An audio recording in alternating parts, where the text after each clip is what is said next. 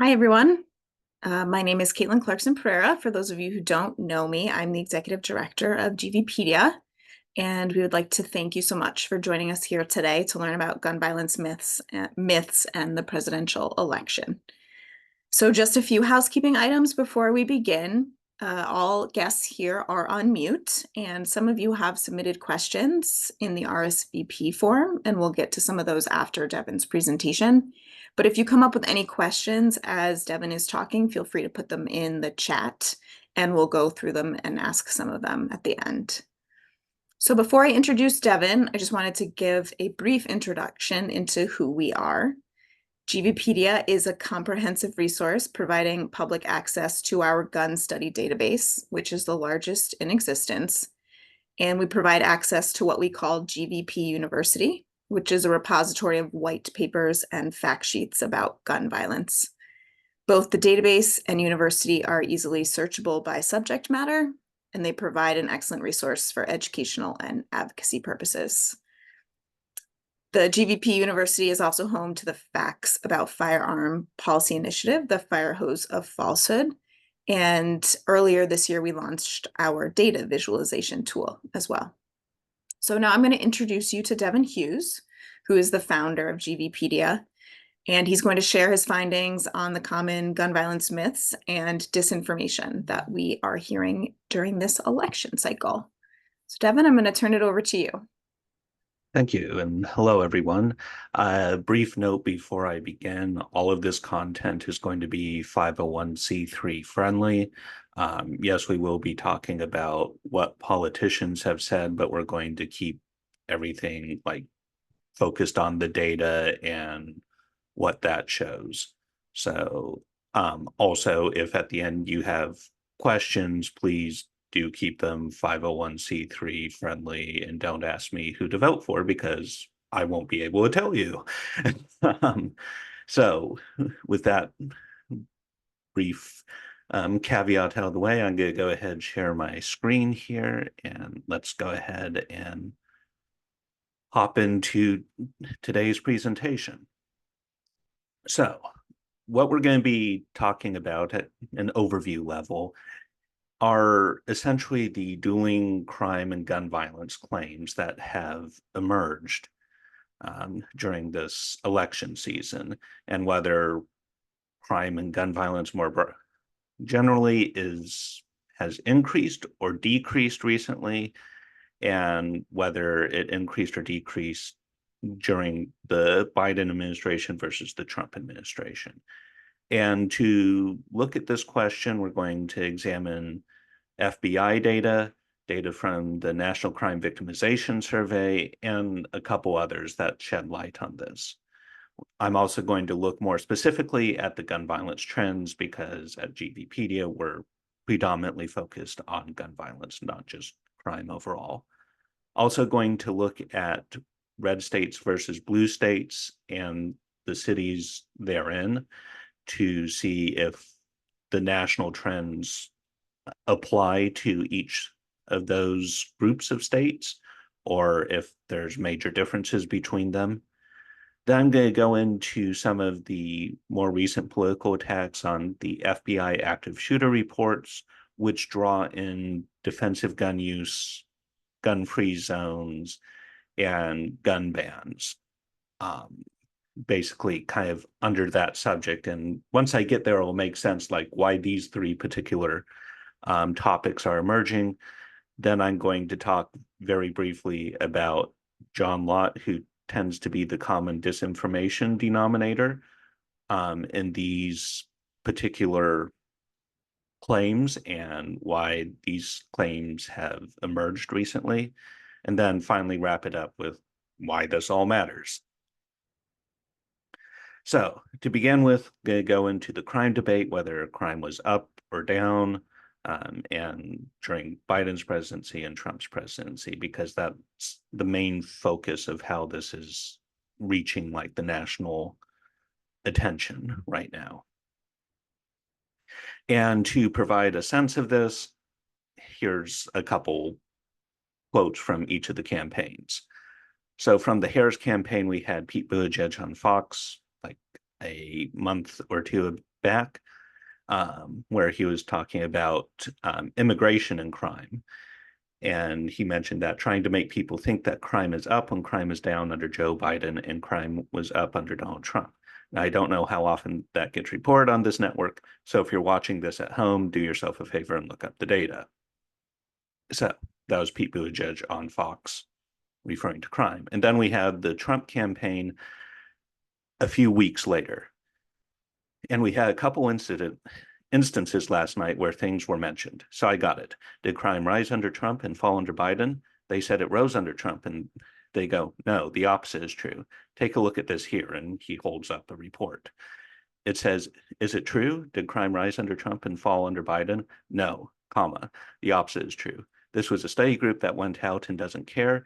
They do the numbers, and there was another one that a historical comparison of the collapse of law enforcement in U.S. cities, the drop in arrest rates over the last few years is without precedent, lowest arrest rates we've ever seen. They don't arrest people anymore. And that was Trump himself in a paragraph basically making the simple point that no, crime was down under me and up under Biden, citing a report that we'll get into a bit later.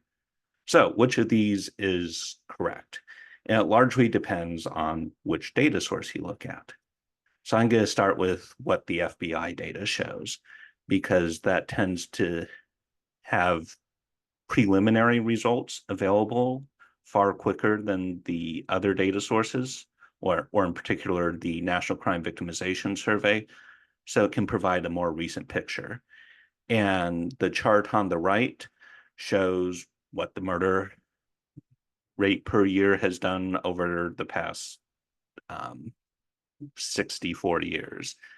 And what we see is that there is a large spike upwards in 2020, the largest single year increase in murders recorded in modern history. There is a slight uptick in 2021, and then 2022, 2023, and 2024, all showing substantial decreases. With the 2023 and 2024 numbers being preliminary data, which means the numbers are going to be revised somewhat, but it's not going to turn a decrease into an increase. It's going to be on the margins, essentially. So in terms of murder rates fell substantially under the Biden administration, rose under the Trump administration. But murders are not all crime. So what did violent crime overall do? And here from the FBI, we have another chart looking at a more recent period. We see from 2017 to 2020, the first few years there was a crime decrease. Then when the pandemic hit, there was a recorded increase, and then it fell after that. So again, this seems to align with the violent crime went up under Trump, down under Biden. And we have another supporting source for this is the real-time crime index, which is a sample of law enforcement agencies across the country. And this is showing the murder rate, very much showing a similar picture to what the FBI data was showing. And then for the real-time crime index, this is for the violent crime numbers. And here we can kind of see just how little overall change there was. Like even though there's a slight increase and slight decrease, it still remained relatively flat over the entire period, where there is a major and substantial change was in the murder rate. So that comes from various law enforcement agencies. Then we come to the National Crime Victimization Survey, which is run out of the Bureau of or Department of Justice type statistics. And it's a survey that they conduct once a year on crimes. And the main advantage of the National Crime Victimization Survey is that it's supposed to pick up not only reported crimes, but also crimes that aren't reported to the police. And what the National Crime Victimization Survey shows is that on the far right portion of this chart, that violent crime actually was the lowest during 2020 and 2021, and then spiked upwards in 2022, falling back down in 2023. And the reason for this discrepancy, though, and one of the things that's talked about in the media is, and apologies if you can hear the sirens in the background, I recently moved to DC, is that the difference between what the FBI is showing and what the National Crime Victimization is showing is due to rates of reporting incidents to the police, and that there's the allegation that the rate at which crimes are reported to the police has fallen off a cliff. Yet when we look at the very same National Crime Victimization Survey data, while there is year-to-year fluctuation, it's remained pretty constant for at least the past decade, just hovering in between 1% to 2%, around kind of a middle bound, as it were. And so the idea that crime just isn't being reported anymore, and that's what's causing the discrepancy between the National Crime Victimization Survey and the FBI, simply is not the case. So, which source is correct? And I think it's important to point out here that the year is 2024, not 2022 or 2023. The reported crime decrease has overwhelmingly been in 2023 and 2024. And the latest data we have from the National Crime Victimization Survey is a mix of 2022 and 2023 data, because they asked people in the last 6 months, have you experienced a crime? And so you're getting basically the back half of 2022 and the first half of 2023. So even the most recent data is still a year and a half old, basically. Whereas the preliminary data that we have is indicative of a substantial crime decrease, particularly led by a decrease in homicides or murders. Also, the National Crime Victimization Survey changed its survey methodology in 2020 due to the pandemic. They can no longer reach people in person, so they had to change their methods. Now, the last time the National Crime Victimization Survey changed its methods in such a way was back in 2006. And I'm going to go back a couple slides, and you'll notice that there's a major spike in 2006. Now, no other source recorded a crime spike in 2006. And even the NCVS was like, yeah, this was due to us changing our methodology back then. So it would not be surprising if there was some form of impact from the pandemic as well. And this sort of methodology change also impacted or a different methodology change rather, impacted the FBI system in 2021 when they were trying to update everybody to a new system. But those problems were then resolved in 2022. So what this kind of results in is that the national crime data for 2020 and 2021 are deeply suspect. Like, you can't really draw too many conclusions based off FBI data in 2021. And for the NCVS in 2020 and 2021, it was weird years.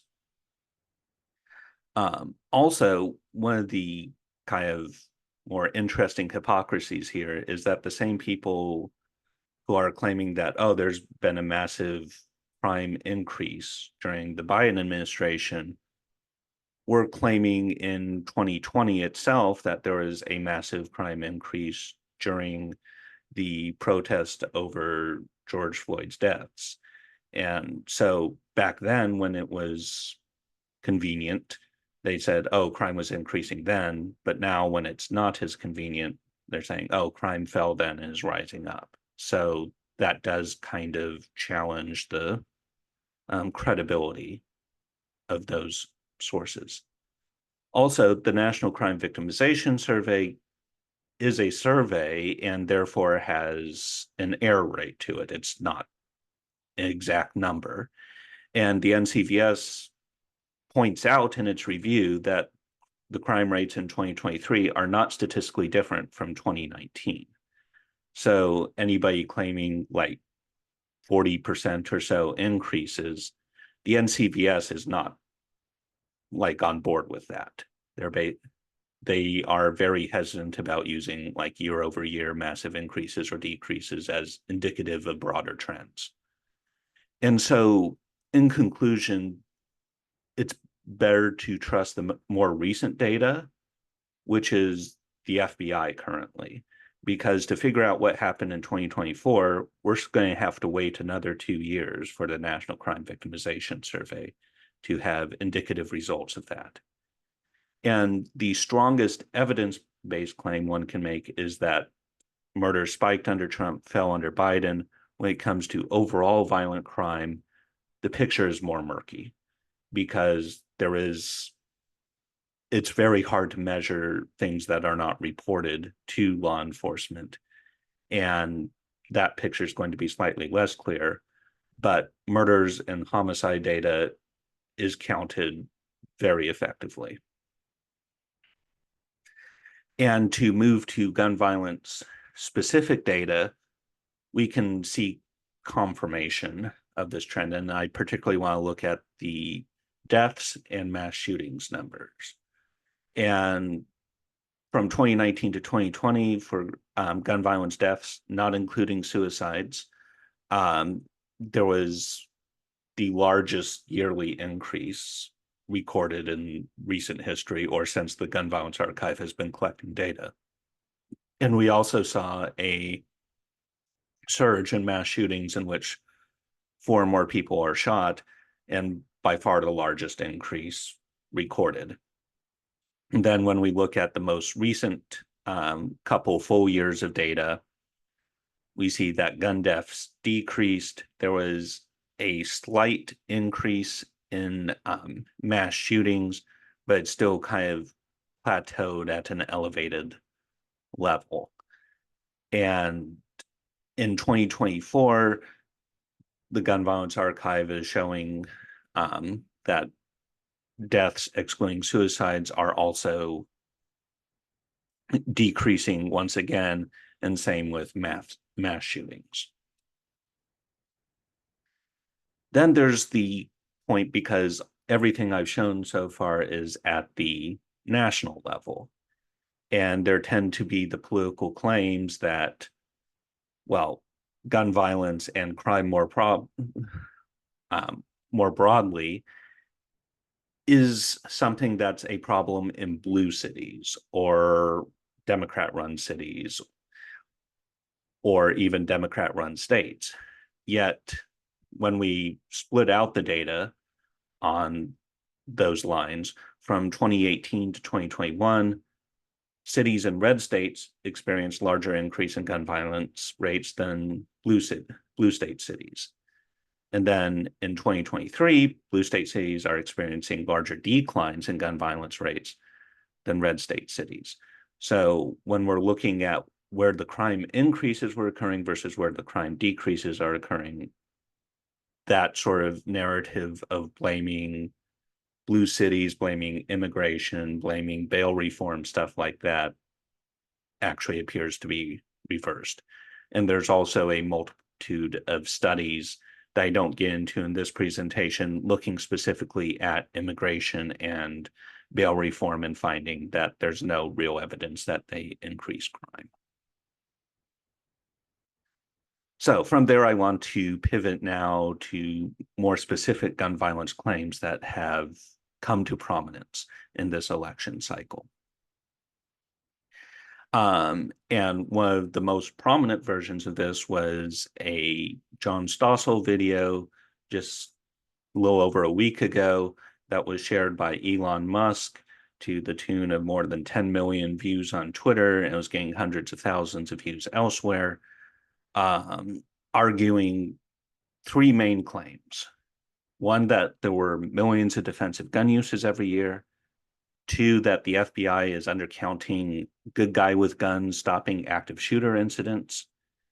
And three, that gun bans always cause murders to increase.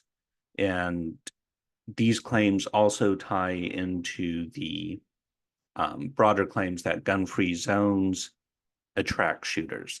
So I'm going to go through each of these claims. The first one is the idea that there's millions of defensive gun uses.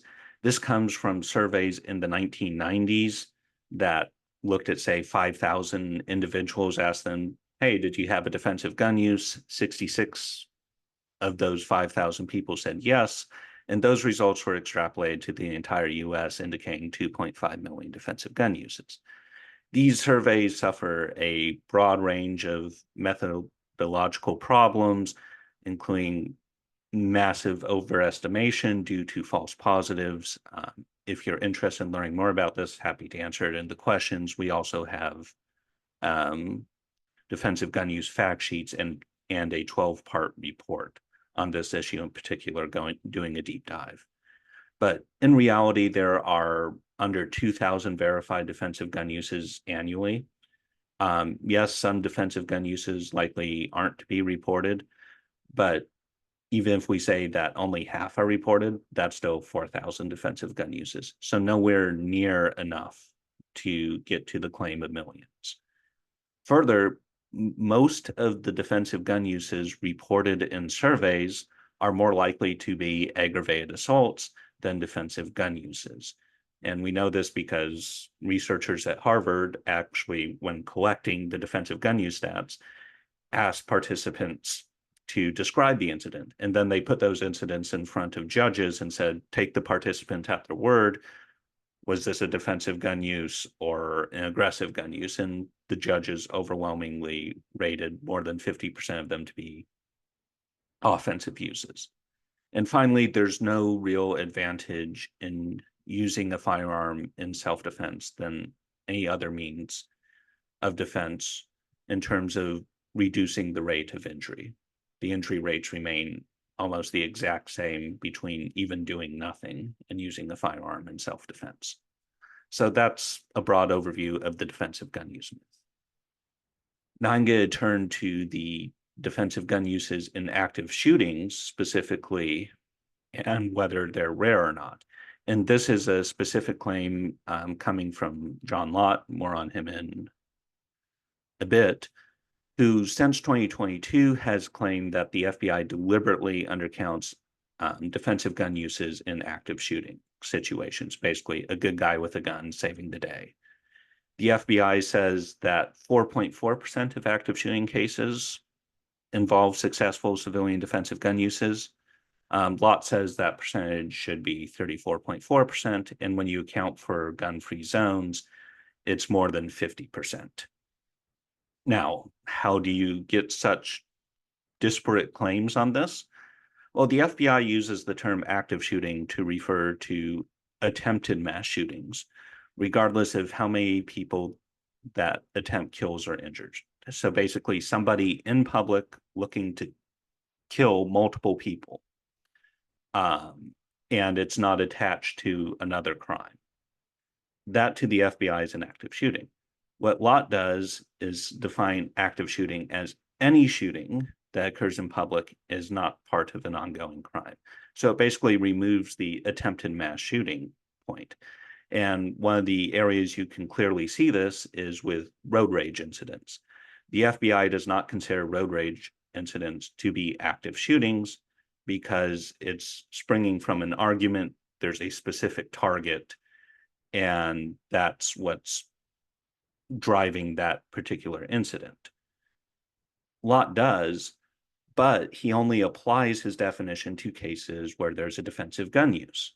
So his data shows 7 road rage incidents where the FBI shows none. However, there are more than 2,000 road rage incidents during the period in which this data was being looked at. So if you were wanting to include road rage incidents in your sample size, you should be including all 2,000, not just the 7 with defensive gun uses. And this ends up basically including a bunch of cases with defensive gun use, but ignoring the tens of thousands of cases over the same period that were gun uses in public that weren't a part of another crime. And so the end result of this is blatant statistical malpractice. And to dive into the gun-free zone portion of this, because one of the aspects was if you look at active shootings that occurred in areas where civilians are allowed to carry guns, the rate in which people with guns stop shootings skyrockets. And most mass shooters, as a corollary to this, target areas that are gun-free zones. And there have now been multiple research projects looking at this, one looking at high fatality, rampage shootings, which are mass shootings in which 6 or more people are killed. And then there is also a more recent study in which active shootings were looked at and whether they occurred in gun-free zones more or not. And for the one that focused on more deadly mass shootings, 84% occurred in areas that allow guns. For the one that focused on active shootings, they found that active shootings were more likely in cases that in areas that allowed guns than prohibited guns. And that more recent study was published in the Lancet about a month or so ago, and I have a link here. And so you'll likely encounter claims that 94 to 98% of mass shootings occur in gun-free zones. That's not true. And we also released a report earlier this year talking specifically about the data reasons for why that's not true. Then I want to shift to gun bans. And there is a particular claim that's appeared in court cases as well, that every time a country has banned all guns or all handguns, their murder rate increases. And most of this data set relies on countries that were involved in civil wars during the time where there was no way for the government to control anything that was occurring in their country at the time.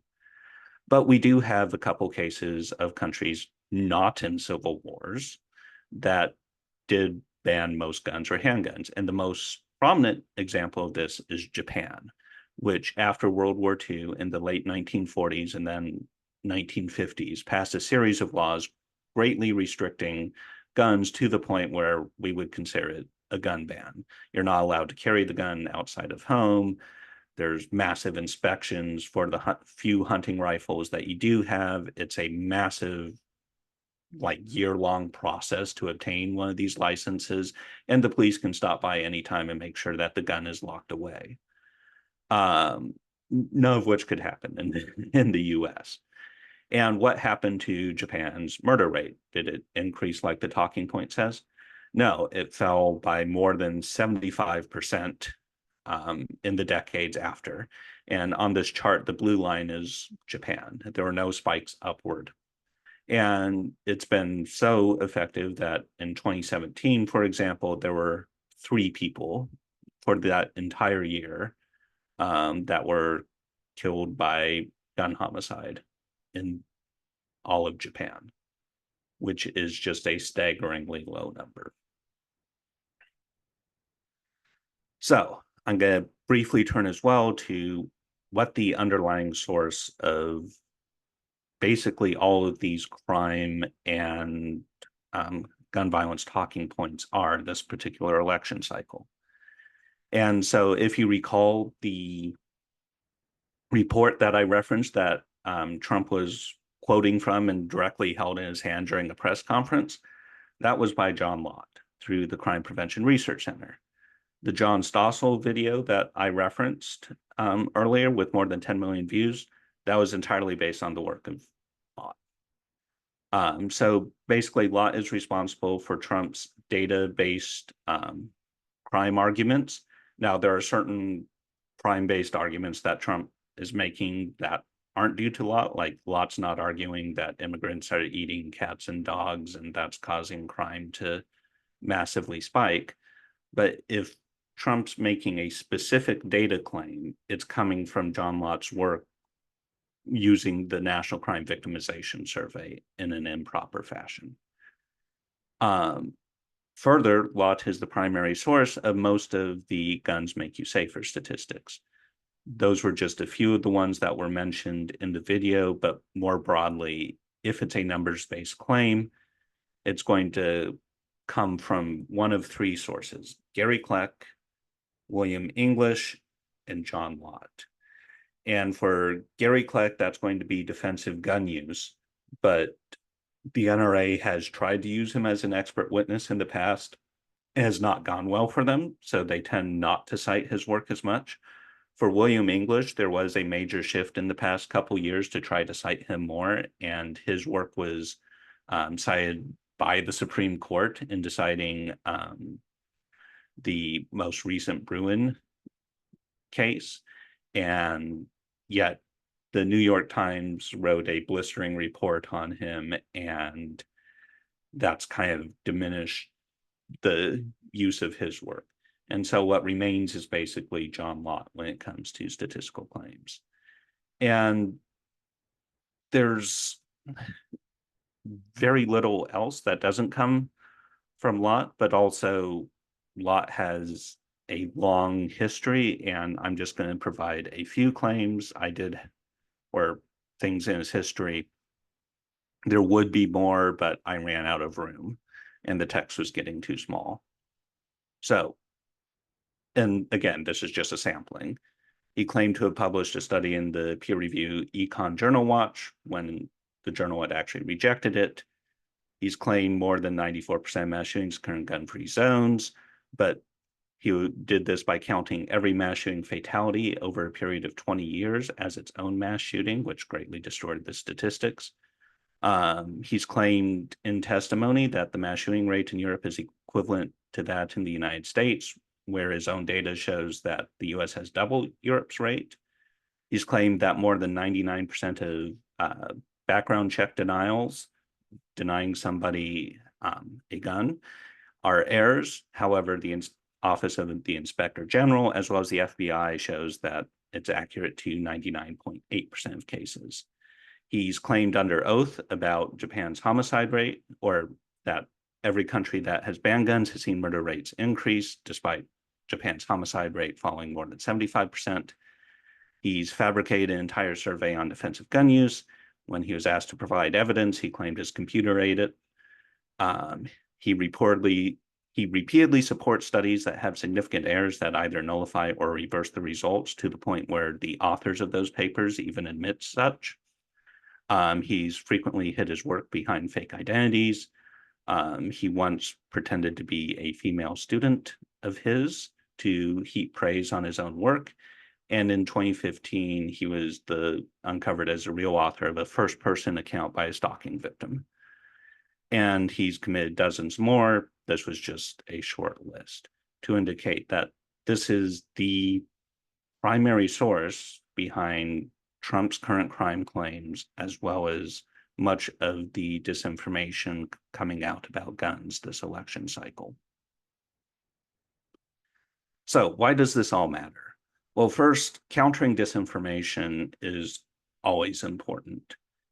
If disinformation is allowed to spread unchecked, it's going to sway minds and sway outcomes.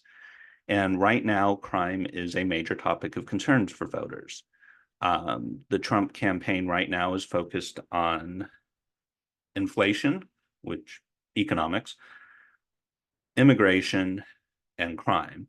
And while they often tie immigration and crime together, it's still that kind of three-pronged approach currently. And further, even beyond an election cycle, gun violence misconceptions impact policy. And that in turn impacts who crafts the policy. And finally, even though it's one of the three major prongs, there's been a massive lack of media attention on these specific crime claims. Like there have been a smattering of fact checks, but the inflation discussion, immigration discussion, and just the general weirdness of what's happened over the past few months, which covers a whole lot, has received most of the attention rather than the specific claims, which I find to be unfortunate, regardless of where one aligns on politics. One should be hoping for a robust policy discussion and competing visions of, hey, here's what each side plans on doing and the facts and data that they believe or don't believe, and having that drive the discussion. So with that, I'm going to open it up to any and all questions. Thank you.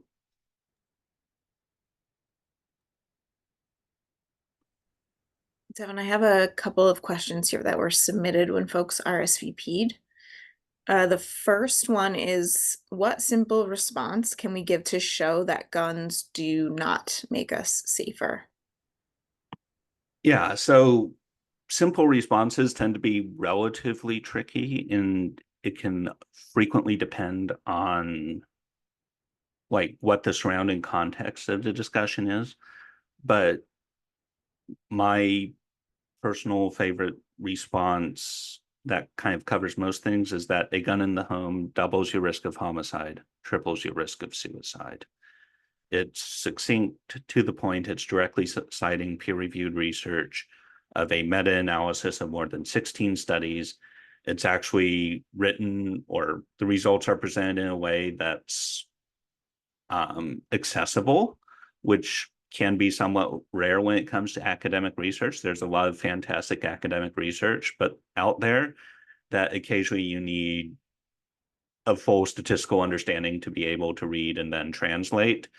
So just having that simple talking point works. And then, like, if it gets into personal defensive gun use, uh, there can be kind of walking somebody along the potential scenarios, because when most people buy a gun for self-defense, it's kind of treated as a magic wand where it's like, oh, I'm going to be safe now, without much thought to how much training is going to be involved to where I'm actually competent with this weapon, or the storage requirements, what are the ranges at which confrontations happen.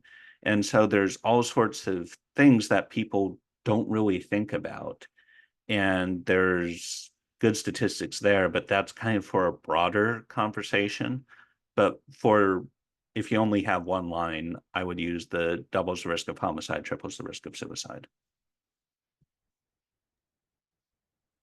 How would you say we can combat misinformation and lies that are being circulated about gun violence in America? Yeah, so there's things that we can all do at the organizational and personal level. At the organizational level, the threat of disinformation needs to be taken seriously and have a coordinated and comprehensive response to it. Basically, there's a fire hose of falsehood out there that we've written about that the gun lobby is employing, and it's showing up in this election cycle. And it requires a fire hose of truth to counter, basically showing here's what's wrong, why it's wrong, and inoculating the public to the disinformation by saying, like, hey, here's what you're likely to encounter, and here's why it's wrong, and here's what the accurate data is showing. At the personal level, it's all about personal conversations and in person. Like if you're going to go onto Twitter and bash somebody over the head with statistics, you're not going to accomplish anything except both sides getting angry on it. However, if you have somebody who's like, hey, I've heard that crime's skyrocketing under Biden, or like, or Trump caused a massive decrease, or just any of these sort of myths that come up, engaging in a conversation there. It's like, oh, that, like, where did you hear that? What sort of sources and data points? How does that work? And then weaving in the data and facts to that in a respectful and personal conversation. And that can greatly help reduce misconceptions at the personal level. But it's not a kind of one time, one line thing, and it does take time. But it's essential and crucial to help um, stem the tide of disinformation, as it were. How would you say gun violence prevention is being impacted by the current election?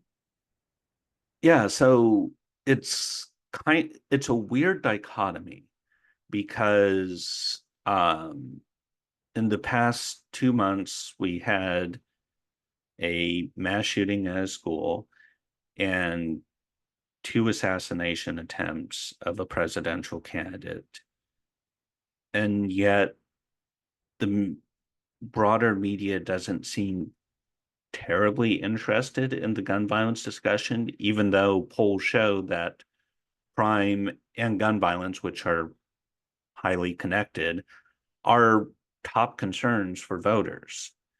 And it's mentioned in Harris's campaign speeches. She talks about the policies she wants to see. It's talked about with Trump, talking about crime and such. So both candidates are talking about making it a platform of their campaign. But despite that, there's been a relative dearth of political commentary on it. Like even the school shooting recently, it largely fell out of the media cycle within 2, 3 days. And while media coverage does tend to be fickle, it's been surprisingly fickle this season, even when both campaigns are making this discussion like not their main central focus, but certainly a focus.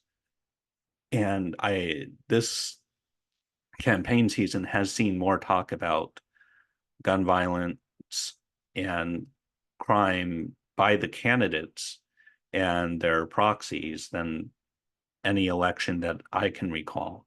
But there just hasn't been a broader conversation. And so it's been strange.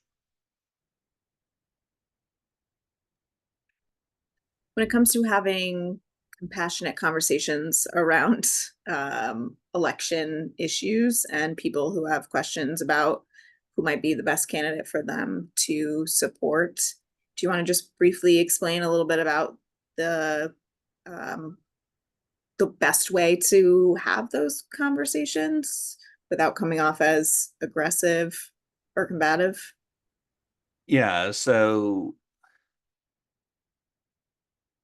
the most convincing way, like if somebody's coming from the standpoint of, and I'll even do kind of a false dichotomy. So if one person's like, I would like to see all guns banned regardless, no matter what, which not a majority of the population, and you have somebody saying like, my guns are God-given right, directly taken down. Moses came down and presented the 10 Amendments, and the second one was about guns. Um, you're not like, they're not going to be reachable, but that's not most people in society or potential voters. Um, most people have wiggle room on this. There is a compelling case on both sides of the aisle for this information. And the best way to present the information is going to be with people who you already have some semblance of trust with. So family, friends, people who will actually listen to you. Going up to a stranger and saying, like, hi, do you want to hear about gun violence facts for the next 2 minutes? Likely isn't going to go well. Um, but if you already have an established relationship and it comes up organically, um, then listening to the other person, because most of what people want is to be heard. And so listening to like what their concerns are, why they believe what they do, and just listening. And then once that framework is laid out, finding, okay, here's where like there's potential misconceptions, here's where data can fit into this, and looking not to change somebody who's voted for Trump as many times as possible to the other side or vice versa. Like not trying to change their overarching worldview, but recognizing, hey, here's something that we can agree on this issue in particular, and moving the conversation like that. It takes time, probably more than one conversation, but it can definitely shift things. And it's important to have that, even if the other person is going to vote in the opposite way from you. It's important to have people who vote for candidates that want to pass permitless carry and stuff like that to actually think that, hey, there are reasonable restrictions that we can place on guns that are important, and permitless carry and stuff like that is not the way. Like, as long as we're in two completely separate silos informationally, it's going to be very hard to make progress and change.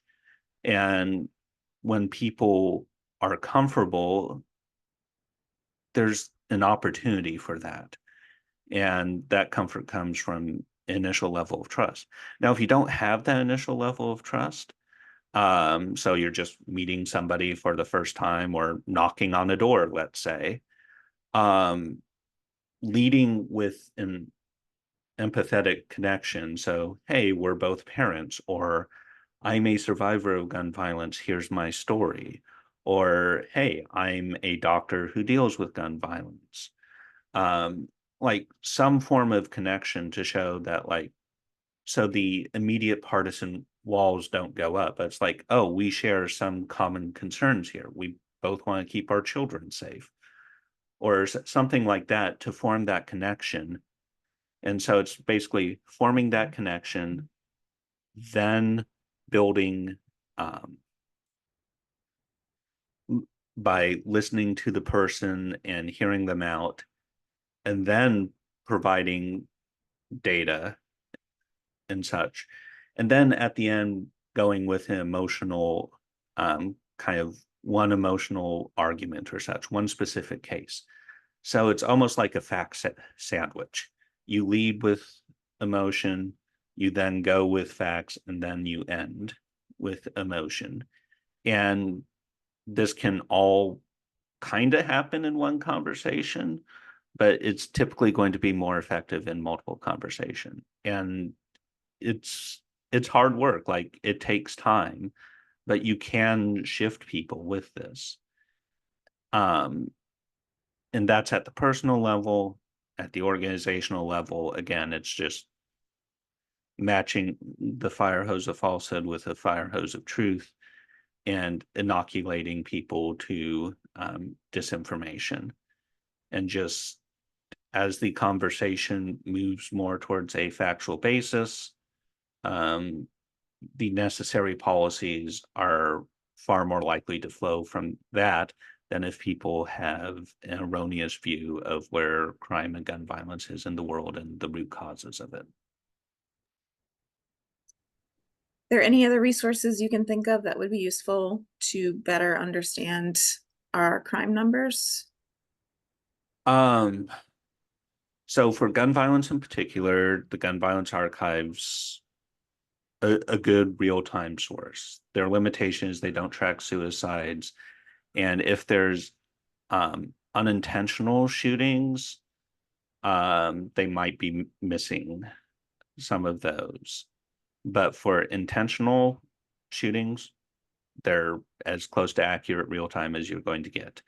FBI, with the exception of 2021, can provide a fairly decent overall picture. Like there are certain states that just don't report. Like there were, I think, in one of the years, Alabama was showing one gun murder, which just is not remotely feasible. So one of those take with a grain of salt. There's the CDC data, which is great for death numbers, but you're not going to get overall crime numbers or good injury stats with them. The National Crime Victimization Survey is not great for like year upon year changes, but it can show broader trends and also kind of where things loosely are. It's not a precise measurement because it's a survey, but it does provide some useful information. There's the National Violence Death Reporting System. It's like NVDRS, and I might be missing the acronym there, but it provides super detailed information on gun deaths, like far more than the CDC itself. But it's only been operational in most states for just a handful of years, and it does tend to have the 2-year data lag. There's the real-time crime index that I showed that Jeff Asher's Substack is.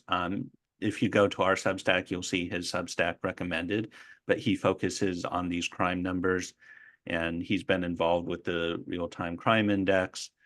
Um, that's good. There's like a National Chiefs Police Association that also provides crime numbers. So there's a variety of numbers and sources out there that provide vaguely good numbers. They all each have their distinct limitations. And there's no one source that's like, yep, this is the gold standard and perfect on this. But using a combination of those sources, you're going to be able to figure out more broadly um, what has occurred. Hopefully that that helps, but unfortunately there's not like, yes, this is the ultimate source and you should use this and only this. Right. We have a question about elected officials hearing from their constituents that live in rural areas that they have a slow response time from police because just geography, right? And so therefore they need a gun in case of a home invasion. So she was asking about looking into numbers of how frequent home invasions are in these areas. So I gave her our contact information to see if there's anything we can help out with. But that situation, hearing that from elected officials, hearing that from their constituents is certainly not a rarity. And there is a safety concern there, right? If somebody's response time is 20 or 30 minutes for police. Do you have any thoughts on that? Yeah, unfortunately, home invasions aren't all that well recorded. That's one of the things that like the Gun Violence Archive like started tracking and realized that unless there's a specific injury or death resulting from that, it's not going to be that effective. Deaths and injuries from home invasions are statistically rare, but that's like small comfort to those where it could potentially happen. And like I do personally recognize this. I was born in a barn in Jones, Oklahoma, which is a small town outside of Oklahoma City. The average police response time was 30 minutes or so, if you're lucky. And the two police officers that were covering the entire town weren't across town eating donuts or something. Like, so yeah, you cannot count on the like the whole when seconds matter, the police are minutes away. It was more like when seconds matter, the police are half hour to an hour away. Um, like my family had living on a farm, we had a rifle and a shotgun, neither of which were ever really considered for self-defense. We had a big old German Shepherd for that. And part of it is that in these sort of situations, people tend not to recognize, like it's kind of the gun is a magic wand situation. Now, none of the most discussed policies, like universal background checks, permit to purchase, which is superior to universal background checks, extremist protection orders, child access prevention laws, more training requirements that and such, are going to stop somebody from having a gun in the home for self-defense. Um, but if someone's like, hey, I really do feel like I need this, even after one explains all the defensive gun use scenario and like what's going to happen for a successful one, and also the potential mistakes that can occur where there's somebody who comes into the home, you think it's an intruder, and it's actually your cousin. And this results in dozens of deaths each year from mistaken identity, and probably a substantially larger number of close calls that just don't get reported because nobody wants to report that they almost shot their loved one. Like there's those risks. There's also like using a gun self-defense isn't as simple as point and shoot. Um, there's all sorts of different things that one can do to make sure that you're reducing the risk of injury. Like, and proper teachers of in self-defense classes, even with guns, will tell you like you do not go searching around. You stay in your room, lock the doors, call, and do everything possible to make sure that you're the last one that the home intruder is going to get to, and make it as hard as possible. But just going through like on a personal level, all those different like scenarios, and make people think like, okay, this is what it's actually going to take here, what the potential alternatives are, such as a big dog, non-lethal measures, stuff like that. And also showing that like, hey, these policies we're talking about aren't going to change that reality for you. Like you can, nobody's talking about banning um, shotguns at the national level, or even like a revolver. Like that's going to continue to be the case. We just want that person to be as responsible as possible with that firearm should they choose, and recognize the risks and have a full appreciation of the situation. And I think if it's approached in that way, a lot of resistance is going to fall away, because it's like, oh, these policies aren't going to stop me in this worst case scenario. You're providing useful information on what to expect and alternatives. And I think that sort of menu of options, as it were, can be quite effective. Great, thank you.